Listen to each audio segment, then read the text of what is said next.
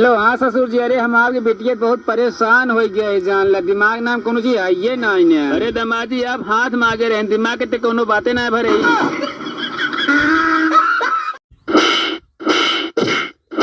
बर्तन माज के तो खाना बनाइए दिले बानी। सोचो सब काम करला पे इतना मारतनी त ना भरी तब केतना। साथे हमरे सफा मरल चाहत बाटी की नहीं चाहत बाटी बोल। हम ना जान तुरंत दे का जवाब दे, क्या हाँ या तो ना। हमें नहीं पता बस का जवाब दे खाली बस।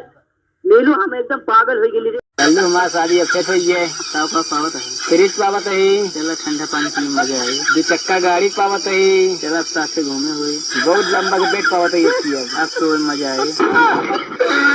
एक बात तहरा मालूम बा का वेद में लिखल बा कि अगर कोनो औरत अपना मर्द के नाम ले ली नू तो ओकरा पति के उम्र 10 साल कम हो जाला।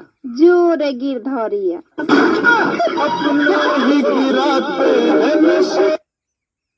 कर्ज करा चाहते हैं कि हमसे जरे वाले की अखियाँ फूट जाए।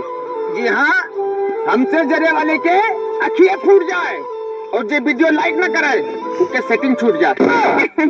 हल्के में लेते रहा और पता लगे हल्के में रहा हमारा सरापा मन नहीं दिलाएगा है। अरे किन्ना हुए तो अच्छा चाहे हुआ। अरे क्या नाम हो गया हुई है भोसली वाले क्यों पूछ लिया। बिलाए जा बिलाए।